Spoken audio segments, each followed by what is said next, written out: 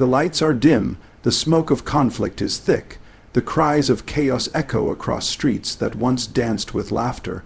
But here's the question: when the world darkens, will you be a part of the flame or a part of the smoke? Will you be the voice that screams or the soul that heals? In the shadow of war, we are all faced with a choice: to be swept away by the storm or to become the calm within it. Ladies and gentlemen, war isn't just a battlefield with bullets. Sometimes war is the conflict in your home, the tension in your community, the hatred on your screens. And in all of this, the greatest strength isn't in fighting back, it's in showing peace. Today, we're not here to glorify war. We're here to honor those who stand tall with gentleness, fight with love, and lead with peace. We're here to talk about being a light, even when everything around you is drenched in darkness. Peace doesn't start in governments. It starts in hearts, and the first battlefield you need to conquer is within you. Let me tell you a story. A former U.S. Marine, let's call him James, returned home from Afghanistan. The man had seen horrors. Gunfire, explosions, brothers lost in seconds. When he came back, the war didn't end, it followed him home. PTSD haunted him, and anger followed him like a shadow. But James made a decision one night.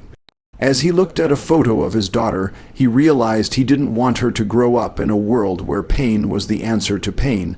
So he sought therapy, yoga, meditation, whatever it took, and in healing himself, he became a counselor for other veterans.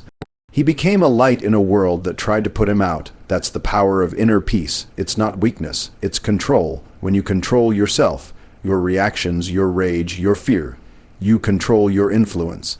You become a source of stability when everything else is falling apart. Peace isn't the absence of struggle.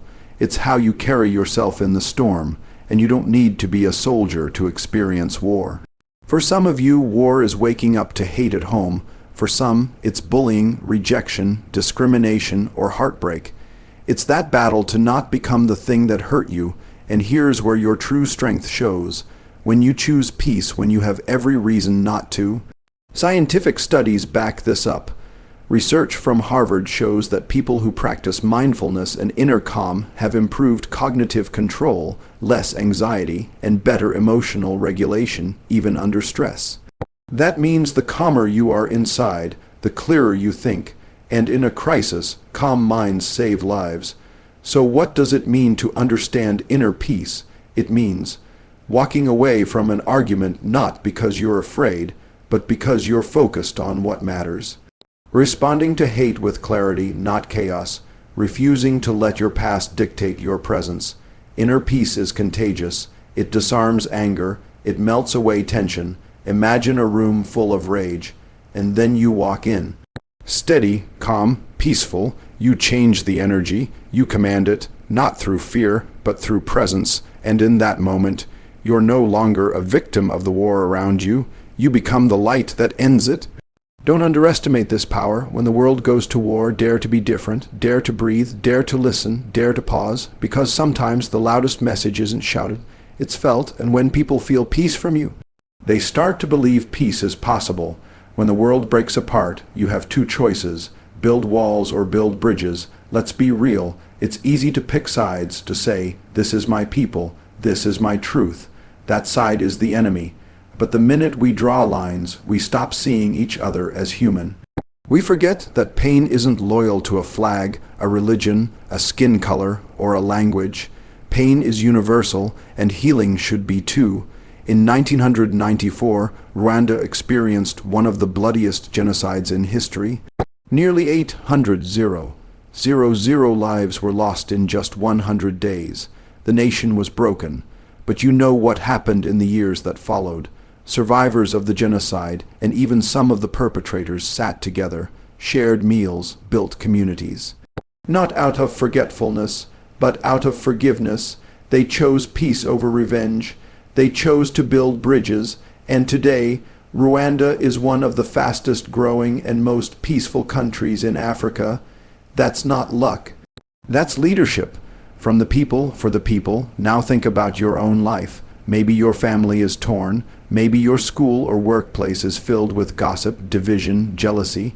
Maybe your community is marked by race, class, or religious tension.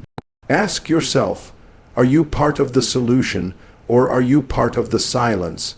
Being a bridge means you're willing to listen to both sides.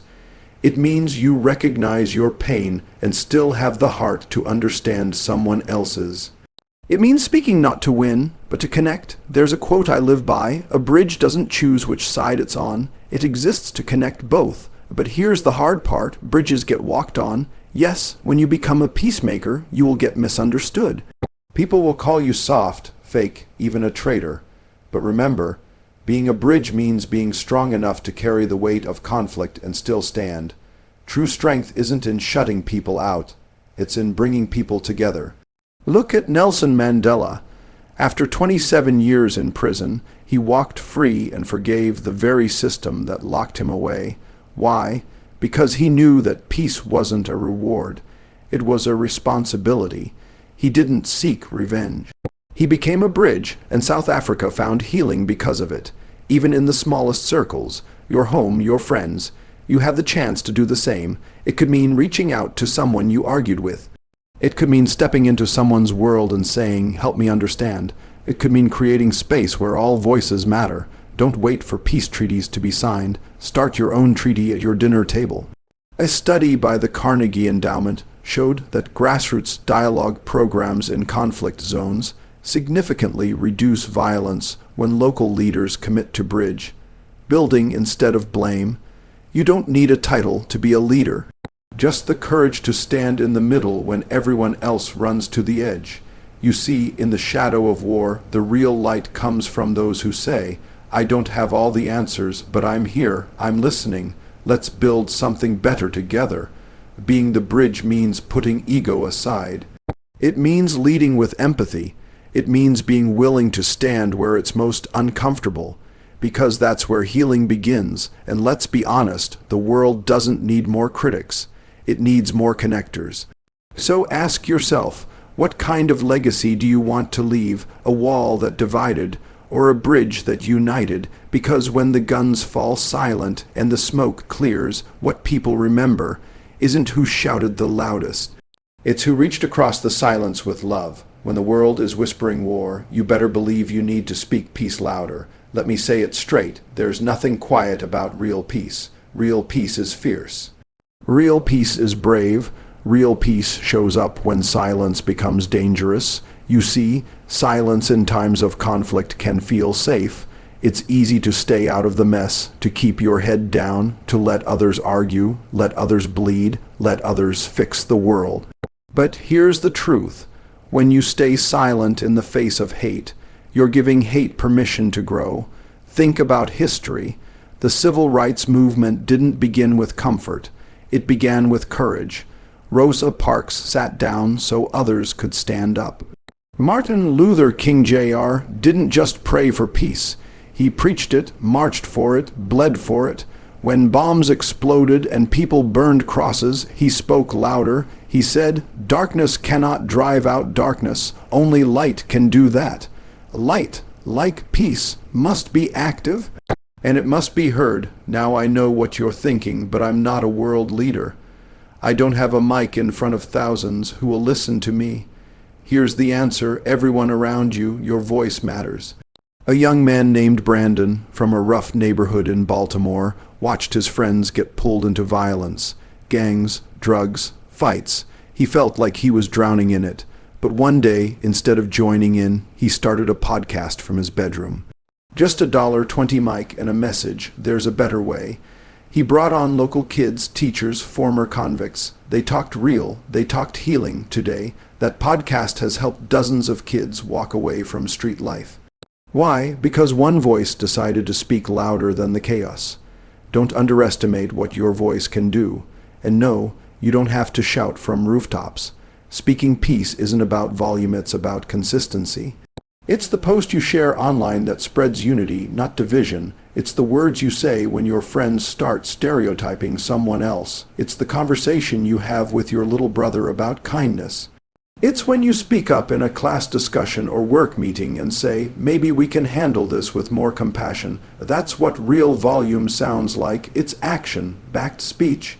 A study by the University of Sussex found that positive prosocial speech in communities during Conflict times significantly reduces the risk of violence spreading. In other words, your voice can literally save lives. But here's the warning: when you speak peace, you will be mocked. Some will laugh at you, some will ignore you, some will say you're naive. Let them, because while they're laughing, you're planting seeds. Seeds that grow into hope, seeds that build understanding, seeds that shift culture. Don't be afraid to say, I believe in peace, I believe in listening, I believe we're better than this. Because if no one dares to speak peace, war becomes the only language people understand. Look around you. Our world is hungry for voices of reason, of calm, of courage. There are kids growing up thinking violence is normal. They think silence is the only way to survive. Be the person who proves them wrong. And if your voice shakes, speak anyway. If your message is small, share it anyway. If your peace feels lonely, offer it anyway, because peace needs pioneers, and pioneers walk first, speak first, fall first, and rise first. Let your life be a microphone, let your heart be a loudspeaker, and when the world whispers war, you show up with a shout that says, enough is enough, there's another way, and in that shout, in that echo, you just might wake up the world when war rages, on the battlefield or in your soul.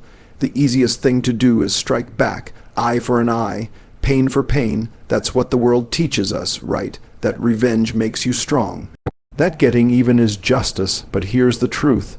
Revenge is easy, forgiveness, that takes real power. Let me tell you a story. In 2002, a young man named Rise Buyen was working at a gas station in Dallas, Texas. Just 10 days after 9/11, a man named Mark Stroman, fueled by blind hatred, walked in and shot Rise in the face because he thought Rise was Muslim and blamed him for the attacks. Rise survived, but lost vision in one eye. He was scarred for life, but what happened next turned the world upside down. Rise didn't seek revenge. He didn't scream. He didn't lash out. He forgave. Not only that, he fought to save Mark, his attacker, from the death penalty. He publicly pleaded for his life to be spared. His message: hate only brings more hate. Forgiveness brings healing. Let that sink in. The man who was nearly killed tried to save the man who tried to kill him. That's not weakness. That's strength most people will never understand. You see, forgiveness isn't about letting the other person off the hook. It's about setting yourself free. Because here's what revenge does. It chains you to the pain. It keeps the wound open. Every time you think about what they did, every time you fantasize about making them suffer, you're giving your power away. You're letting them control your peace. But forgiveness? Forgiveness says, I won't let your darkness become my identity. Forgiveness doesn't mean forgetting. It means remembering with compassion, not rage. It means saying, what happened to me was real, it hurt, but I choose not to carry it forward. And that kind of choice, it changes families, it ends generational trauma, it transforms communities. There's proof. In Northern Ireland, after decades of violent conflict between Protestants and Catholics, peace didn't come from political deals alone. It came from mothers who lost children but chose not to hate, from ex-prisoners who sat down with the families of their victims and said, I'm sorry. It came from ordinary people who chose forgiveness over revenge. And because of that, a nation began to heal. You can be that kind of person in your world. Forgiveness in your life might look like this: calling a parent who hurt you and saying, I'm letting go, not for you, but for me. Refusing to clap back at that friend who betrayed you. Choosing to believe that healing is better than hating. Now listen, none of this is easy. Forgiveness feels unfair. It feels like weakness. It feels like defeat. But look again, forgiveness is when you could hurt back, but you don't. When you could destroy, but you choose to rebuild. When you could carry the fire, but instead you carry the water. That's not defeat, that's mastery. It's mastery over your emotions, mastery over your ego. Mastery over the pain, and in a world full of people carrying grudges like weapons, you carrying forgiveness like a torch makes you a damn warrior. And here's something else. Forgiveness inspires. When you forgive publicly, loudly, boldly, it gives others permission to do the same. It creates ripples. It cracks open hearts that have been hardened by years of bitterness. We all say we want peace, But peace starts with personal decisions. It starts with you. So ask yourself, who do I need to forgive? Not for their sake, but for mine, because until you release the poison of hate, you can't taste the freedom of peace. And in the shadow of war, in the middle of betrayal, heartbreak, injustice, there will always be a moment where you must choose. You can keep the cycle going, or you can end it right there. You can be the light. So choose forgiveness every time, not because they deserve it, but because you deserve peace in the heat of the moment. When tempers rise, fists clench, voices roar. It takes one person to stop it all. One person to de-escalate. That person could be you. We often think leadership is about giving orders or standing at the front of a crowd, but sometimes the greatest leaders are the ones who say the least. And act first. They're the ones who step in, not to dominate, but to calm, not to divide, but to unite, not to fuel fire, but to put it out. And I'll tell you this, that kind of leadership is rare, and it's real. Let me take you back to Ferguson, Missouri, 2014. The streets were burning with anger after the shooting of an unarmed black teenager, Michael Brown. Protesters flooded the roads. Police in riot gear lined the sidewalks. The atmosphere was explosive. But in the middle of that storm, one man, a local community pastor named Derek, didn't yell, he didn't riot, he walked alone. He walked with a sign that read, "Love will win." He walked silently between protesters and police. He hugged people from both sides. He said nothing. And yet he said everything. That one man didn't stop the protest, but he stopped some fights. He softened hearts. He reminded people of their humanity. And over time, more followed him, not because he commanded them, but because he led them. That's the power of de-escalation. Because here's the truth. When everyone else is caught in the heat, the coolest head becomes the most powerful person in the room. Now, this doesn't just apply to war zones. It applies to your daily life. At school, when a fight breaks out over a rumor, step in, not with fists, but with facts, with calm. At work, when two coworkers clash, don't take sides. Diffuse the tension, offer perspective. At home, when family drama erupts, don't raise your voice to match theirs. Lower it, lead with patience. Being the first to de-escalate doesn't mean you're soft. It means you're secure. It means you don't need to win the shouting match because you're playing a different game, a higher one. A 2018 study from Stanford University found that in hostile environments, individuals trained in conflict de-escalation reduced violent outcomes by over 60%. That's not magic, that's mindfulness in action, but here's the hard truth. When you step in to de-escalate, you won't always be rewarded. Sometimes both sides will blame you. Sometimes you'll be called weak or fake or indecisive. Let them talk, because you're not there to impress. You're there to interrupt the cycle of destruction. And in doing so, you lead, not from the top, but from the middle, right where the fire burns hottest. Think of a match about to be lit. One person can stop it by removing the spark, or one person can light the whole forest. The difference, self-control, courage, intent, and when people see that, when they see you walking in calmly, listening to both sides, refusing to be dragged into the drama, offering solutions instead of blame, they'll remember it. It stays with them. They might not say it out loud, but in their mind they'll think, that's what strength looks like. Because anyone can throw a punch, but it takes real power to lower your hands, so lead by example. Be the person who diffuses chaos. Be the person who steps in, not to fight, but to end the fight. And when you do that, when you hold your ground with grace, when you quiet the storm without raising your voice, you're not just changing that moment, you're changing the culture. So, in a world that thrives on conflict, be the calm, be the clarity, be the first to de-escalate, because peace doesn't follow commands, it follows examples. And when you lead with peace, you show the world that strength doesn't always roar. Sometimes it whispers, we're better than this. You want to fight for peace, then pick up a book before you pick up a banner, because education is the sharpest weapon peace has ever known. Not just school education. Not just degrees or diplomas, but awareness, understanding, truth, because when people know better, they do better. When they understand each other, they stop fearing each other, and when fear dies, hate doesn't have a home anymore. Think about it. Most wars don't start from strength. They start from ignorance, from people who were told lies, who grew up in systems that never taught them to think critically.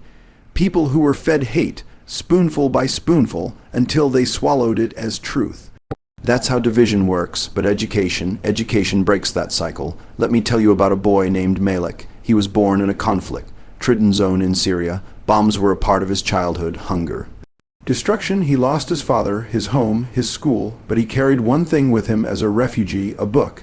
It was a war, not science book, barely holding together. He read it every night in the dark of his tent by the light of a single candle. And in those pages, he found something war could never take, hope. Years later, after moving to Germany, he got into a medical school. Today, Malik's goal is to return to the Middle East not with revenge, not with rage, but with healing.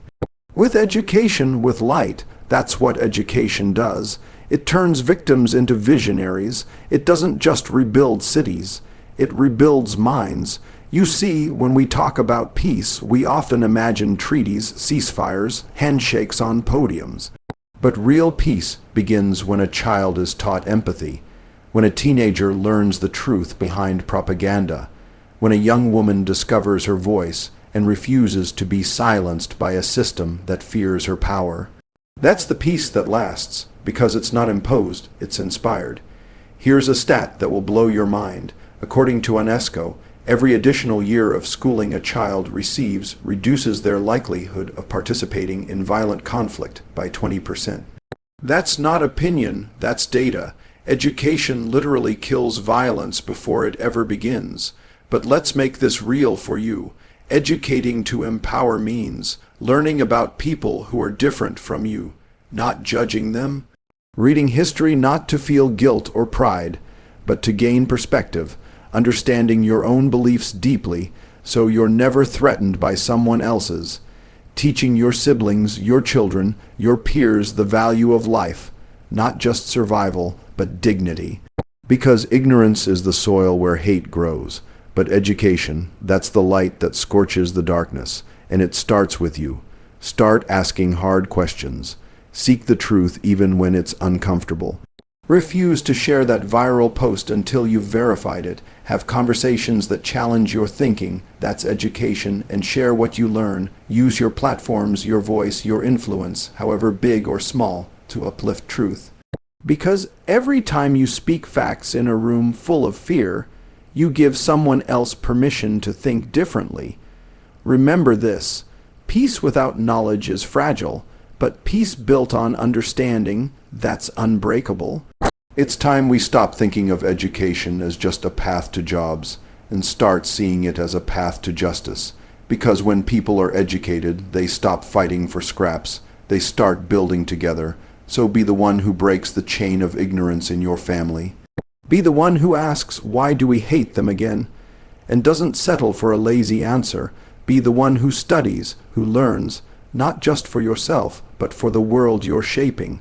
Because every peaceful future begins with someone who took the time to understand the past. In the shadow of war, education is the match that lights the torch of change. So pick it up and pass it on. If you want to know whether peace is real, don't look at the politicians, don't look at the headlines. Look at the people who have the least, because true peace is measured not by how the strong treat the powerful, but how the strong protect the weak. In every war-torn region, in every broken home, in every broken system, you'll find the vulnerable suffering in silence. The children, the elderly, the poor, the forgotten, the disabled, the voiceless, they don't start the conflicts, but they carry the heaviest cost. Now here's the thing most people don't want to admit. It's easy to ignore the weak. It's convenient when you're not affected, when your belly's full, when your house isn't burning. It's easy to look away. But if you look away from suffering, don't you dare call yourself peaceful, because peace isn't passive. It's protective. Let me tell you a story about a woman named Irina Sendler. During World War II, when Nazi Germany occupied Poland, Jewish families were being sent to death camps. Irina was a young social worker. No weapons, no army, but she had heart. And with nothing but determination, she smuggled over 5 100 Jewish children out of the Warsaw Ghetto, hid them in suitcases, carried them in boxes, risked her life every single day. Why? Because she knew something the world often forgets. Protecting the vulnerable isn't optional. It's a moral obligation. That's what makes peace more than a slogan. It makes it a sacrifice. And here's what it means in your world, not just on the battlefield, but in everyday life. It means speaking up when you see someone bullied. It means checking on the quiet kid who sits alone at lunch. It means noticing the elderly neighbor no one visits. It means giving a platform to someone who has no voice. It means using your privilege, not to boast, but to build. Because if your peace costs someone else their dignity, then it's not peace at all. A study by the UNHCR revealed that the most peaceful communities after conflict are the ones where the most vulnerable, especially women and children, are actively included in rebuilding efforts. That's not charity, that's justice, and justice builds lasting peace. Look around. This world is loud with opinions and silent with compassion. We've got influencers shouting into cameras, but very few people noticing the hungry kid on the street corner. We've got brands putting peace signs on t-shirts, but ignoring human rights abuses in their supply chains. You want to make peace, protect the ones who can't protect themselves. Because every time you defend the weak, you show the strong what real strength looks like. It's easy to flex your muscles. It's harder to kneel beside someone hurting and say, "You're not alone. I'm here. I've got you." And in that moment, you become more than a person. You become a shield, a light, a force of good, and people will notice because compassion cuts through the noise. It's rare. It's real. Here's another truth. You won't always get applause for it. Protecting the vulnerable isn't glamorous. You'll get tired, you'll get criticized, you'll get mocked. But remember, the greatest peacemakers in history were rarely the most popular. They were the ones who went down into the trenches, who walked with the wounded, who chose the hard road because it was the right one. You want peace in your life? Then start by making sure peace exists in someone else's, even if they can't return the favor, even if no one sees it.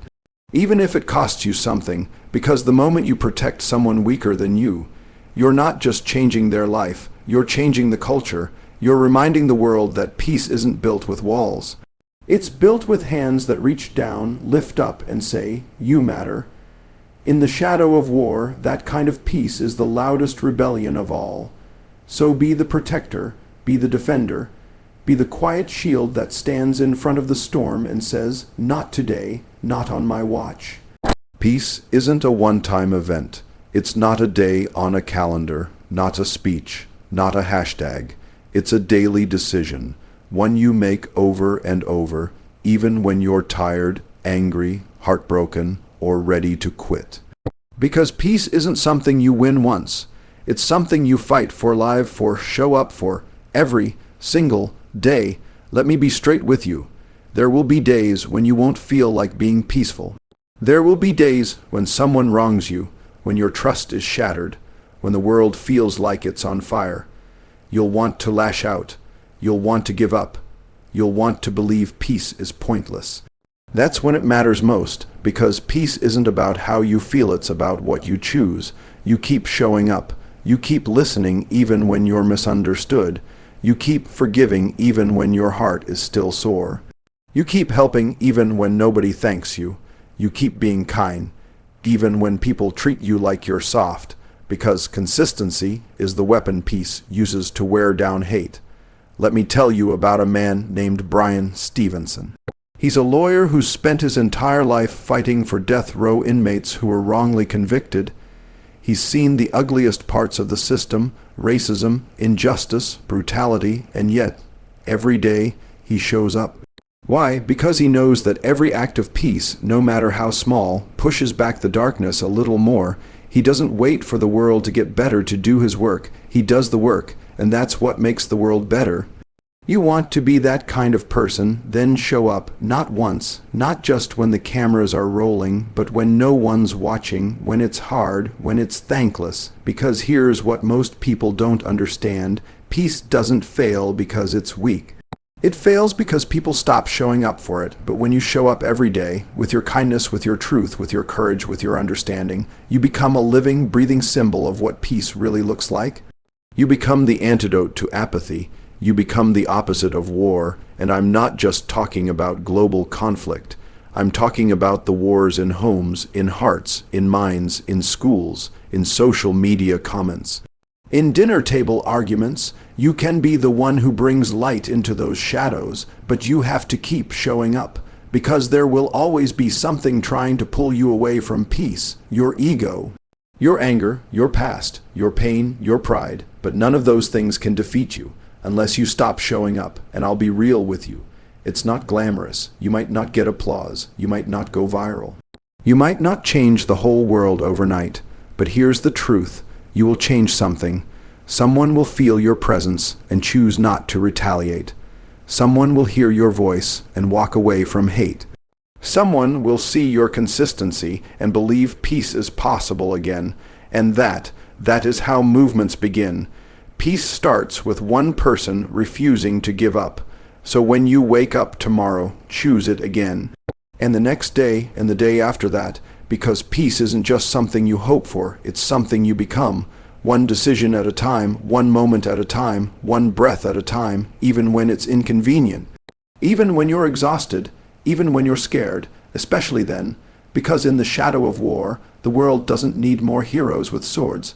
It needs warriors of patience, soldiers of empathy, champions of calm, people who are willing to show up for peace. Not just once, but always. That person can be you. And when you keep showing up, no matter the storm, no matter the noise, no matter the pain, you become the storm breaker, you become the quiet miracle, you become the light of peace.